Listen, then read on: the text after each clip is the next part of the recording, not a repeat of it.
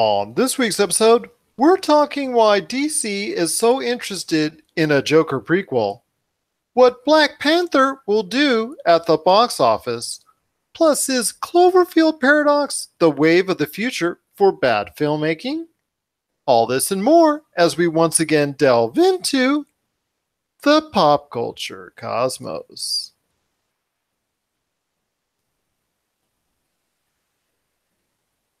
And we're back for another sterling episode of the Pop Culture Cosmos. My name is Gerald Glassford from Pop Culture Cosmos and Game Source. We want to thank you for joining us today on this awesome program we've got for you. We've got a lot to talk about in the realm of pop culture. And you know what? I've got a special surprise out there because I've got a great guest. One of our regulars is sitting in the chair for Mr. Josh Peterson, because I don't know, he may be digging for gold, or I don't know, looking for buried treasure. I don't know what he's doing, but he couldn't make it in today. But I tell you what, out of the bullpen comes the man, the myth, the legend behind the Fantasy Football Pater podcast. It's Tyler Baker. Appreciate you stepping in, my friend. Hey, your guess is as good as mine as to what exactly Josh is doing. Who knows? But I'm so excited to be here. Love your show. Love being on it. It's a pleasure, my friend. Indeed. It is always great to have you on. I tell you what, the room just lightens up when you're ever a part of it, my friend. And the show just is all the better for it. But we definitely yes. I know. I'm just so happy to have you aboard. I'm like stumbling all over your footsteps. So I apologize for that. But again, it's great to have you here, and we've got a great show on hand today. Yes. We've got a lot to talk about. We've got Black Panther, Cloverfield paradox, a Joker prequel. Rob McCallum is standing by in the Cosmic Crossfire. He's going to talk about the aftermath of the Super Bowl. And is it still wise for all these pop culture properties to still be advertising on it? Plus, also as well, we've got Mike Crockett from the Wrestling Podcast About Nothing. He's going to talk about the success of New Japan Pro Wrestling. And is there another New Japan success story on the horizon? But first, my friend, we're going to be talking some Black Panther because it is out this week. I am so excited. I've got my tickets right here for this Saturday night. And I'll tell you what, I'm looking forward to it. It's got a 98% on Rotten Tomatoes, great review scores all over the place. And in fact, it is the all-time superhero movie record holder for advanced pre-order sales. Wow. So I ask you, my friend, are you excited for Black Panther, and how do you think it's going to perform with audiences upcoming starting this weekend? I'm very excited. And like you said, the reviews are all good. And I'm the type of guy, I go to like maybe one movie a month. It's just not me to see a lot of movies. I'm definitely going to this one. The cast looks great. I love that it's a minority movie. Hollywood doesn't do a lot of these, so I'm excited on that front. And I want to know about the Black Panther. I want to know his story. I want to know where he's coming from. Movies like Spider-Man and Superman, I already know those guys. I want to know who Black Panther is. So I'm super excited to go see this movie. And I am as well. And I'll tell you what, it is just great to see this kind of diversity on the big screen. Marvel actually going ahead and, not only I don't even say taking a chance, because this is a step in the right direction. It is no longer what you would even say a bold step. He has performed very well in Captain America, the Civil War, and he's done a great job of carrying himself in the character so far as Black Panther, and I'm talking about Chadwick Boseman. The supporting cast is just doing a tremendous job from what I hear, and I'm just so excited to see about Wakanda and learn more about that area of the Marvel universe. And I'm just excited and how this leads into Infinity War, because I'm all jazzed up, because this is going to be leading off a great year, hopefully, for the Marvel Cinematic Universe, a very definitive year for the Marvel Cinematic Universe, in that you have this movie, The Infinity War, and Ant-Man and the Wasp coming all this year, back to back to back. So it's really, really important for this movie that it does well. And so far, the reviews have been nothing but very, very good, very strong. And I'm just so glad to see that it is performing well on a critical nature before it even comes out. Now, I told you about how well it's doing pre-order wise. I want to ask you, yes or no? I was checking the box office mojo, records for the Marvel Cinematic Universe, and worldwide, Guardians of the Galaxy Volume 2, and also as well Thor Ragnarok, two of the mainstays last year of the Marvel Cinematic Universe. We'll put Spider-Man Homecoming a little bit to the side because it's like a Sony deal. So yeah, it's part of the MCU, but it's kind of not, but it kind of is. But just focus on the Disney Marvel properties right now. Okay. They both made right around $850 million worldwide.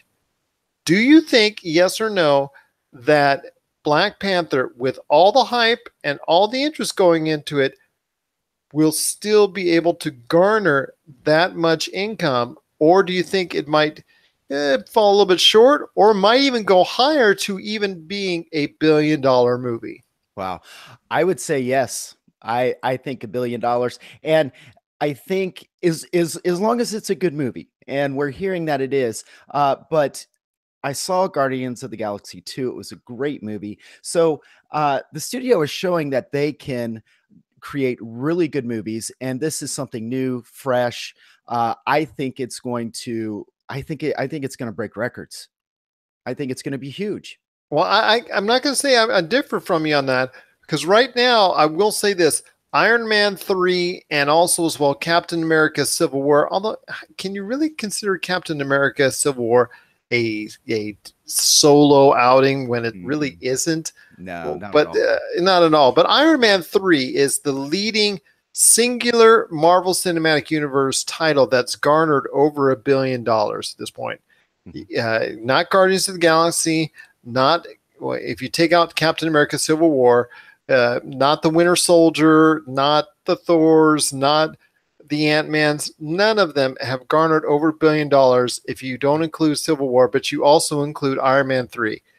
I think this has a very good chance of being close to that mark. I think it will probably fall short just because of the fact that it is still a little bit too close to Infinity War. And I think by the time Infinity War comes around, it will probably, fade very quickly from theaters, or at least quickly at the box office, because I think it needs to have legs, real long legs, to actually make it past that $1 billion mark. So I see it getting to well past 700 million. I even see it actually matching at or near the 850 million mark that both Thor Ragnarok and also Guardians of the Galaxy Volume 2 garnered. But to get farther than that, get 900, maybe, but I don't think it will.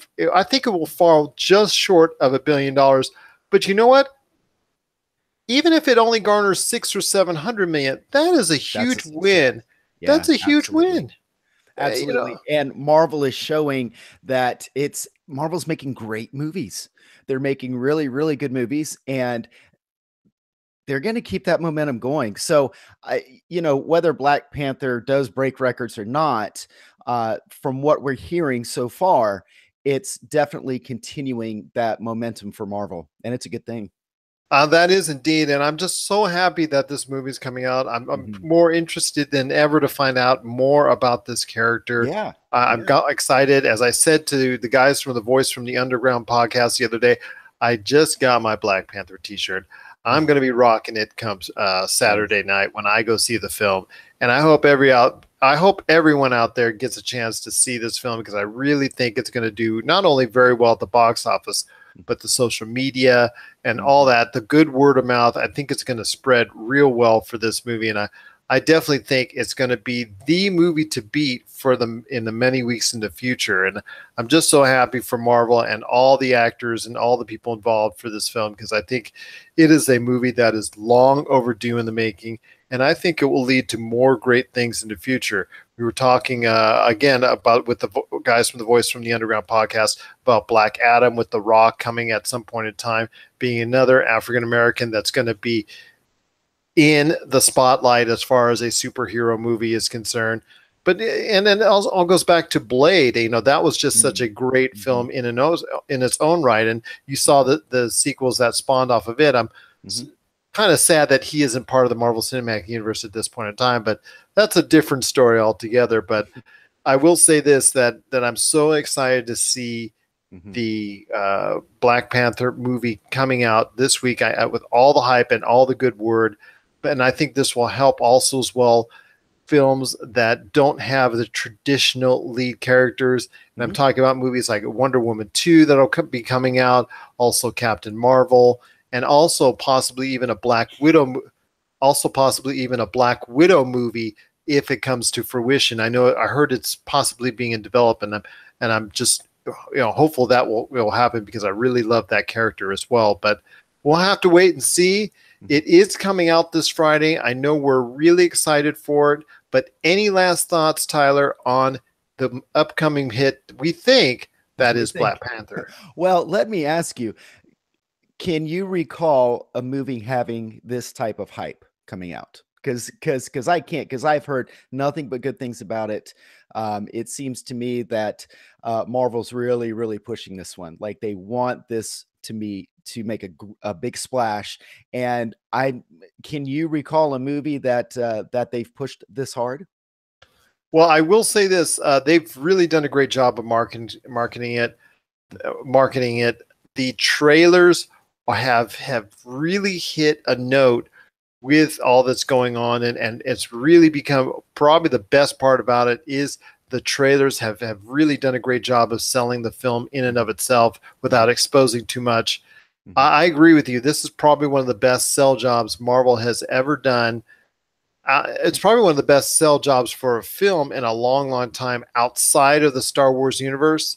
So it definitely is, to me, a really, really great film in the making, and hopefully it will be a very, very big hit with audiences come next week. So definitely excited to see that. I know you're excited as well. I'm very excited. I am. I can't wait to see it. And I don't often, other than the Star Wars movies, because I grew up with Star Wars, it's not very often that I see a trailer and I have to go see that movie.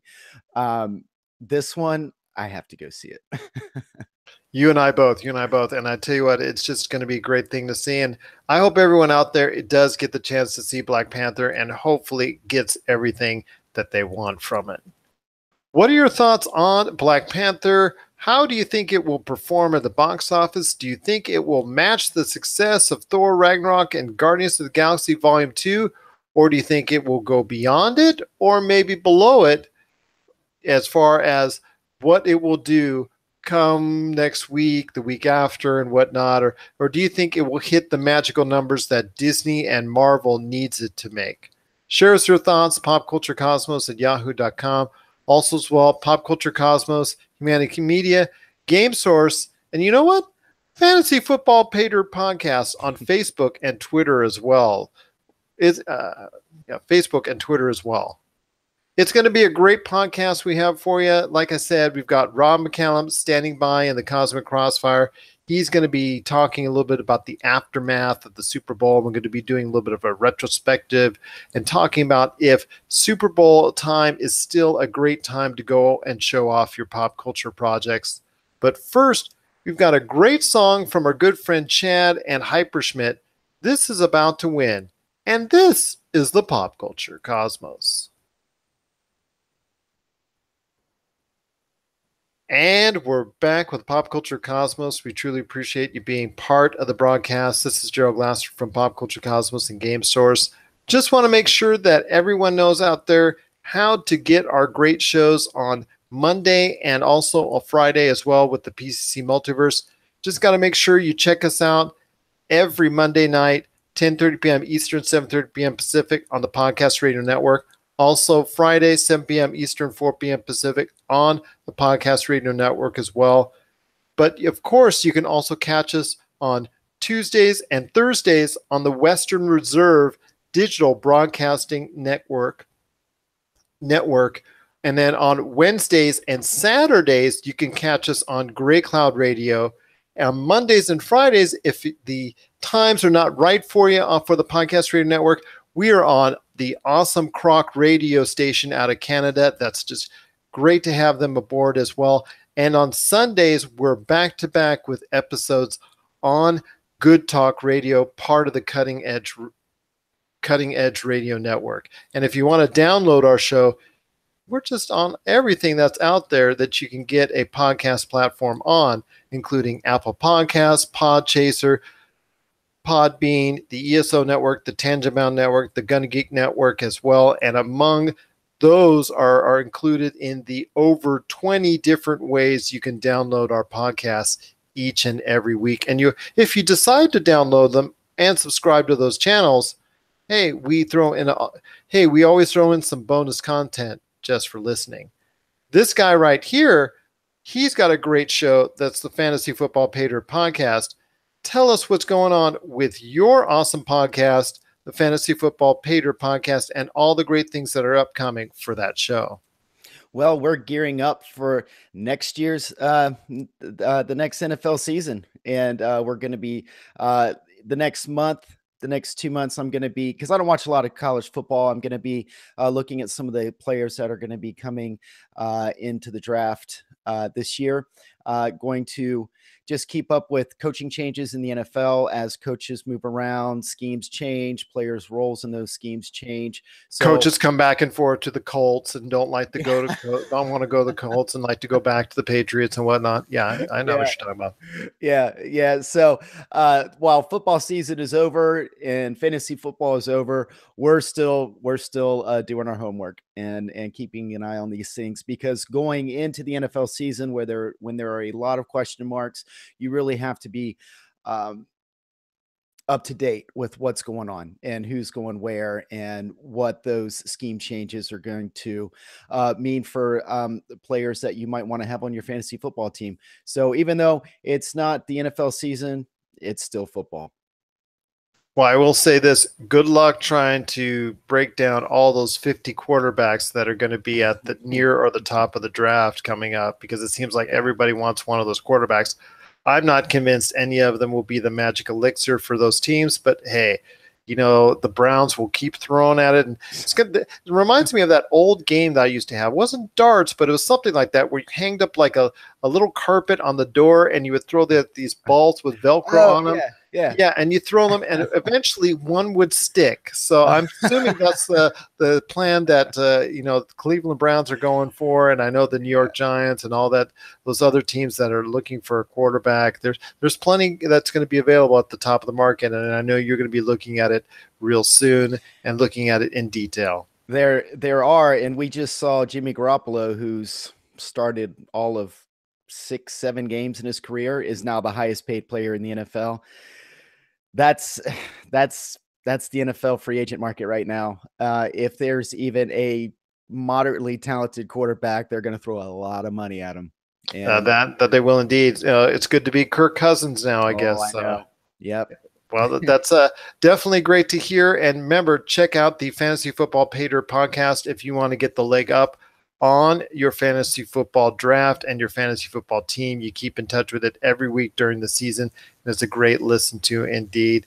Plus, also as well, Josh, he's not here, but he's not forgotten with Humanican Media. You got to check out all of his great podcasts, including the Super BS Gamescast, What About This, Inside Sports, and Topicocalypse. You want to check it out today on his Humanican Media channels on YouTube, Podbean, and Apple Podcasts. So I'll tell you what, Tyler, I gave you a choice, man. I said, you know what, look, we can talk about the retrospective of the trilogy known as the 50 Shades trilogy, and we would talk about its legacy now that the final one is out in theaters. from a guy's perspective. And then I also gave you as far as a choice to go ahead with Cloverfield Paradox and how that's faring on Netflix. I think we should have taken up the 50 Shades deal. Because I'll tell you what, Cloverfield Paradox appeared and hit Netflix right after the announcement on the Super Bowl. People went crazy for it. They surprised everyone. Surprised everyone indeed. But that leads me to my question. This, to me, as far as a marketing tool, was a tremendous way to promote that product. At one time, for much of it, in fact, up until the last couple of weeks, we thought it might be coming out as a feature film, but it never really stuck with Paramount, so that's why it got sold to Netflix at the last minute. Could this be, as far as maybe a benchmark, or possibly even a way for other films that are not testing well or don't look like that they're going to perform very well at the box office, to go ahead and it's just basically what I'm saying is Netflix, Hulu, and all these other streaming platforms the place to go if you have a film that's going to suck? Well, from what I'm reading about the Hollywood executives, they seem to think so. And it was a huge success. Now, you're not going to have the platform of a Super Bowl commercial for every movie that comes out on Netflix. So I think that the Cloverfield Paradox was a little bit of an exception in that respect. But what a great way, if you've got a film and like you said, it's not really fitting into what the studio wants, dump it on Netflix. I'll tell you right now, it probably didn't test well.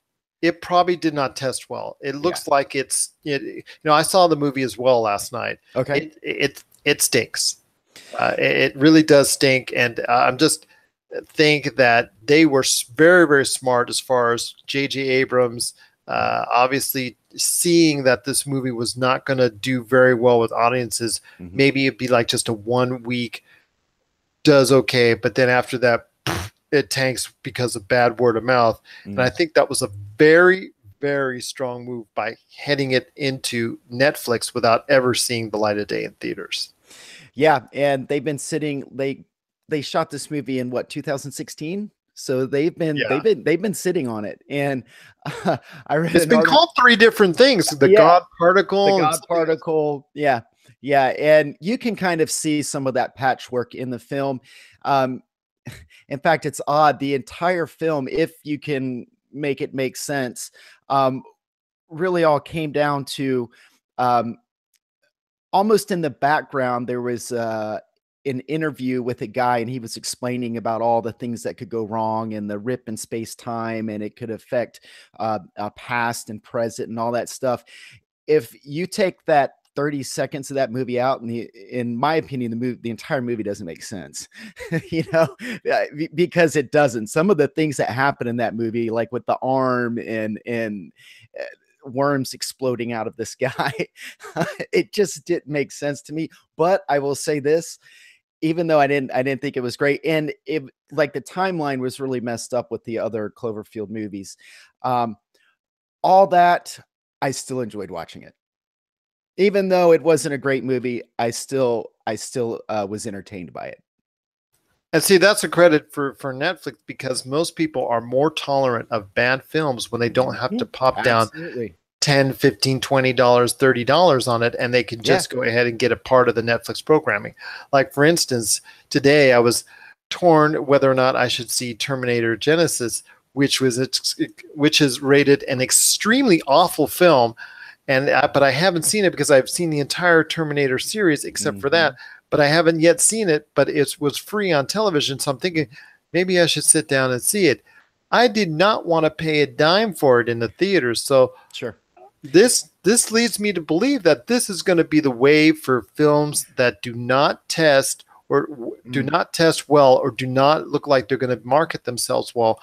And I know one film already off the top of my head that could have benefited from this, and that was Josh's pick for the worst film of last year, and Dark Tower.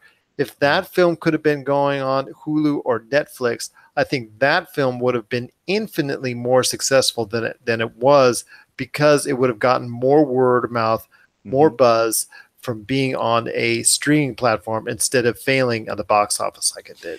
Well, and you touched on something that I think is really important, and that is if you're not expecting a lot. So if we had been watching trailers for this Cloverfield movie for the last month and then went to the theater and dropped 10-15 bucks, I think it would have been very disappointing. But the way that it dropped, like nobody knew it was coming.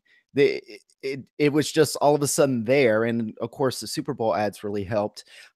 People get on it and immediately watch it. They don't have expectations because they haven't been watching trailers for it. They didn't really have to come out of pocket. Netflix is what, $8 a month? I have Netflix. I don't think I know anybody that doesn't have Netflix. So that was really brilliant in that there was no expectations. There was nothing out of pocket. So even if the film wasn't great, it can still do what a film is supposed to do and entertain. And I think that they really touched on something. Is it the wave of the future? I think it could be. What do you think, Gerald? That's a great way to dump a movie. It is a great way to dump a movie because now it looks like it's going to be on the plus side because, for instance, Bright came out last year with Will Smith at the very end. That movie looked like it's been really just raked by the critics. Not very well as far as thought of, as far as from a critical standpoint, but yet it garnered initially over 11 million views, which makes it a big success, and it even greenlit a sequel. Mm-hmm. And then you had the Adam Sandler movies on Netflix, which were really roasted over by critics and whatnot, but still have garnered numerous millions and millions of views that I think has made Netflix extremely happy. And I think they even got him working on more projects. But then you saw him do something like Pixels that went to the theater.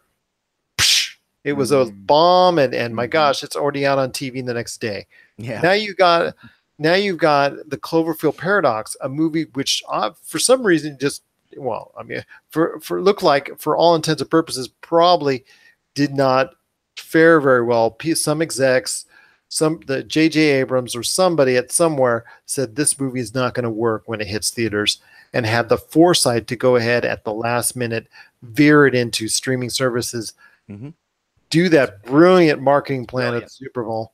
And you know what? It has paid off in spades because I'm telling you what, everyone was talking about it this past week. And whether or not it's going to continue, it doesn't really matter because you and I both know that it probably garnered millions and millions of views, probably way more than what it would have ever done at the box office. So that being said, I think it was a home run, and I think it does set the precedent for bad films going forward, or films not necessarily bad. Let's just say ones that look like on paper or look like after test screening that may not perform well at the box office, that might make these film companies skittish. So you know what? We've got this new avenue for generating revenue for first run films.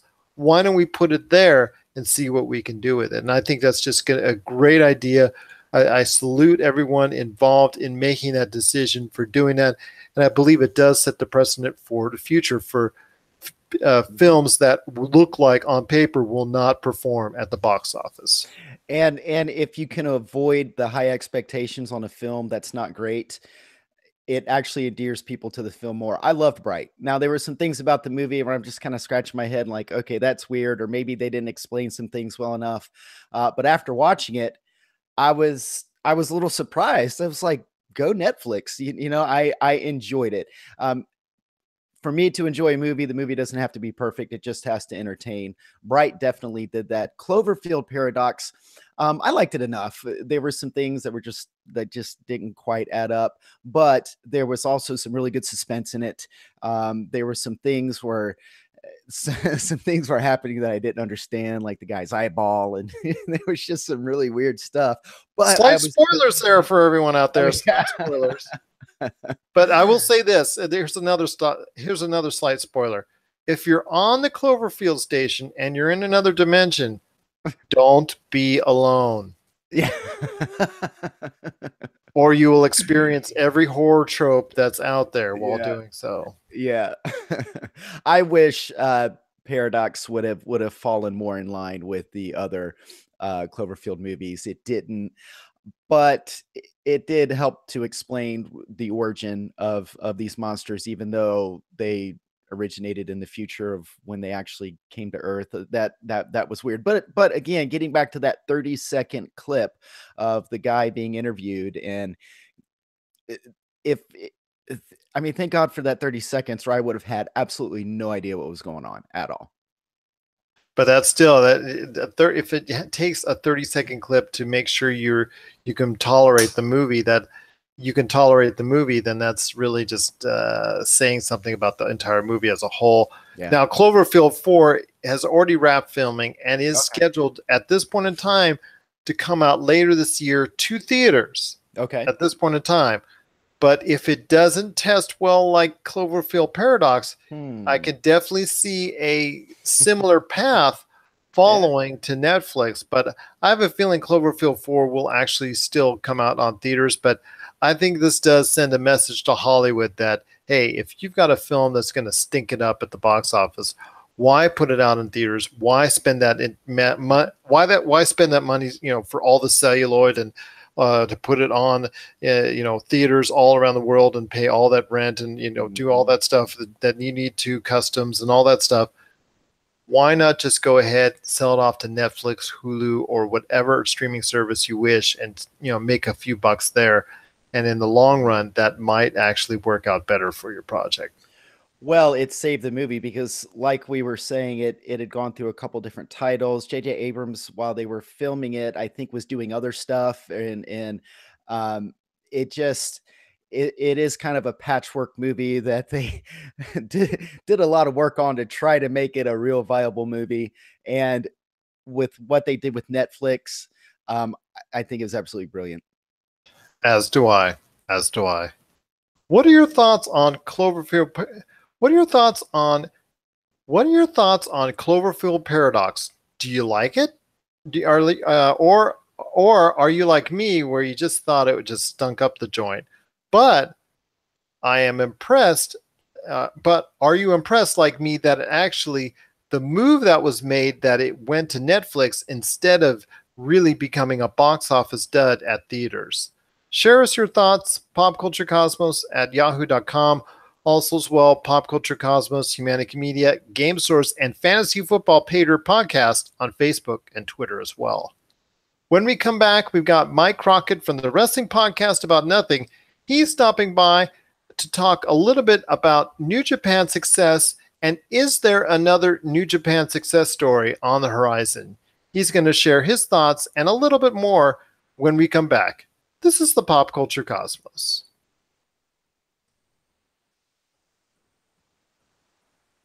And we're back to close out the show. This is the Pop Culture Cosmos. My name is Gerald Glassford from Pop Culture Cosmos and Game Source. Thanks again for sticking around and enjoying the entire program. Want to thank real quick Rob McCallum from robmccallumfilms.com and Backed or Busted crowdfunding. Want to thank him for joining me as always in the Cosmic Crossfire. Also as well, Mike Crockett from the Wrestling Podcast About Nothing. But you got to check out his show Tuesday nights, 10:30 p.m. Eastern, 7:30 p.m. Pacific on the Podcast Radio Network.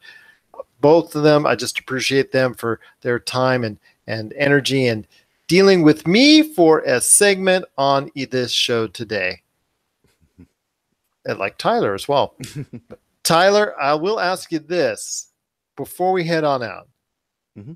DC is now, looks like it's even going a little bit further into production in this prequel for the Joker, which we kind of passed off at one point in time. We were kind of like, making fun of the DC schedule because it was all over the place with all these different projects and all these supposed things that were going to come on the screen. And what they weren't doing was trying to provide a good film at the time because, outside of Wonder Woman, I can't even count any DC films lately that have actually really garnered well with audiences or sustained a nice profit outside of Wonder Woman. Justice League was a severe disappointment. In fact, it cost the head of DC Films his job. So I ask you, this Joker prequel produced by Martin Scorsese, Mm-hmm. directed by Todd Phillips of the Hangover movies, and also talked about with Joaquin Phoenix playing the role of the Joker himself. Seeing this combination does get me interested. Mm. Do you think it will be the magic elixir that DC needs to put themselves back on the map as far as the superhero universe? I think on paper, absolutely. And I mean, those are some heavy hitters. And I also read that they don't want to, they want to have Joaquin Phoenix just for this movie and have Jay Leto back for the other Joker movies. That kind of makes sense to me. But man, I haven't seen Joaquin Phoenix in something in a while. And when I think of the Joker and and it being a prequel and how it's going to turn him into the Joker, I can't think of anybody I would rather see play that role. Scorsese, yeah. I mean, that's on paper. This looks like it could be a big deal. He is very, very good at transforming himself into the role as opposed to, and I've always said there's like two type of excellent actors. There's those actors who take a role and make the role transform into them, like Jack Nicholson. Jack Nicholson is Jack Nicholson pretty much in every role except for the roles transform into him. Yeah. And then you have those actors like Joaquin Phoenix who actually are like a chameleon that actually blends into the role itself and becomes that character. And I could easily see him being an outstanding Joker and someone that could provide an entertaining movie, even if it's done in a prequel fashion, which, you know, we've seen bits and pieces of before, as far as his origins, as far as obviously dealing with the father of Bruce Wayne and dealing with the origins of Batman and how that's intertwined. I'm, you know, obviously going to have to deal with that aspect as well with him as a small time criminal and all that. If people know that comic book series, as far as how his origins came to be. So I ask you one last thing, Tyler, when we're talking about this, with the looks like it's getting a little bit better in production. Looks like it's going to be coming to fruition, at least at this point in time. Do you think of the DC projects that are out there, do you think this is the best option for DC outside of Wonder Woman 2? The best option for DC going forward? Do you think this is better than Black Adam or Green Lantern or Aquaman or Justice League 2 or anything else that's out there? Or is there another DC movie outside of Wonder Woman 2 that you want to see put onto film? No, and I think that it really just comes down to them really making a push with this. Scorsese. That's huge in my opinion to get him to come on and do this movie. But also, like you said, the brilliance of Joaquin Phoenix. I want to see him in that role. I want to see the transformation. I want to see because Phoenix is a guy that can really portray things, I think, in a way that's very unique. And the Joker is a very unique character. It intrigues me far more than even Wonder Woman 2. I thought Wonder Woman was a great movie, but I would say the Joker prequel, how he became the Joker, and I even read that Jake Gyllenhaal might play Batman. Man, I think that's a brilliant move too. When I think of Jake Gyllenhaal, I could see him as a young Bruce Wayne. I really can. So, from what I'm seeing from this project, I am very much intrigued, and it's looking like you're right. It's looking like it's going to happen. They're close to pre-production. And once the ball gets rolling, I think it's going to create a lot of buzz. I think that this is going to be, it at least has the potential to be a very good DC movie. I agree with you. I think it is, outside of Wonder Woman 2, probably their best bet. I was saying giving another Justice League a try, but that's just my opinion.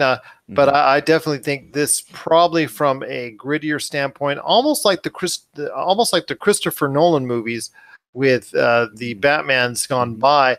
This feels to me like in that realm. If they make it as gritty and dark like that, to me, I think that could really be worth something. And I think audiences that have an affinity for the Dark Knight trilogy Yeah. will flock to this one because it will seem more like those films as opposed to the recent DC outings that have come across with such mixed results so far. And so I think this is a good idea. I think it should be the one that they should target about going ahead with it outside of Wonder Woman 2, which obviously after what the success it had, it should also be a top priority. So I'm looking forward to both of those films. And then after that, then you can start focusing on the other slate of DC films that you have that may still continue to be a hit or miss with audiences, but we'll definitely have to wait and see. Yeah, I'm excited. The only hitch is if they do this and then they go back to Jay Leto and the Joker. Yeah, like I don't think that'll if you set the bar too high, I think it could cause them problems. Yeah, that's You true, agree? especially because even though Jared Leto is a great actor in his own right, his first performance as the Joker did not come across as Uh-uh. well that a Uh-uh. lot of people were hoping for. I know a lot of footage was cut out, so maybe it didn't get to see the best of his performance. Okay. So, but you're right. If Joaquin Phoenix does extremely well with the Joker in a Joker prequel, this could be really a problem that audiences want to see his Joker Mm-hmm. rather than Jared's Leto Joker by Yeah. far. So, Yeah. yep. We'll have to wait and see. But yeah, definitely excited for that. Definitely a great, definitely a lot of great names attached already, and definitely think Yeah. that this could be something that that DC could hang its hat on sometime in the near future. I agree. I agree. Absolutely. What are your thoughts on a Joker prequel? Are you happy to see it coming to fruition? Are you excited the Scorsese, Phillips, Phoenix, possibly even Gyllenhaal being thrown in there excites you as a team up? Or do you think that it is just going to be another type of mixed bag like we've seen over the past 3-4 years from the DC universe? What Share us your thoughts, popculturecosmos at yahoo.com. Also as well, Pop Culture Cosmos, Humanity Media, Game Source, and Fantasy Football Patriot Podcast on Facebook and Twitter as well. So, Tyler, I really want to thank you for stepping into Josh's shoes. I know it's been great having you here, and definitely want to make sure that everybody gets a chance to check out your podcast, your Facebook group, Fantasy Football Patriot Podcast, and definitely got to have you come back on the show real soon. It's not going to be a Pop Culture Cosmos without you being part of it in some form or fashion on a regular basis. Always. It's always a pleasure to be on. Love the show. Love what you guys are doing. And man, call me up anytime. Josh, take some time off. Go see the family. Go do whatever you do. There you I got go. you. Hey, I Go got you. go I go can come. go dig for some more gold, or go try to Yeah. get that sunken treasure. Yeah, there you go. Yeah. There you go, dude. Yeah. But it's an honor. It's a pleasure. And I definitely appreciate it. It's great to have you aboard as always, my friend. A member of the team you are, and a member of the team you will always be. Cheers. So for Tyler Baker, this is Gerald Glassford. It's another beautiful day in paradise right here in the Pop Culture Cosmos. We thank you for listening. And here's hoping you have yourself a great day.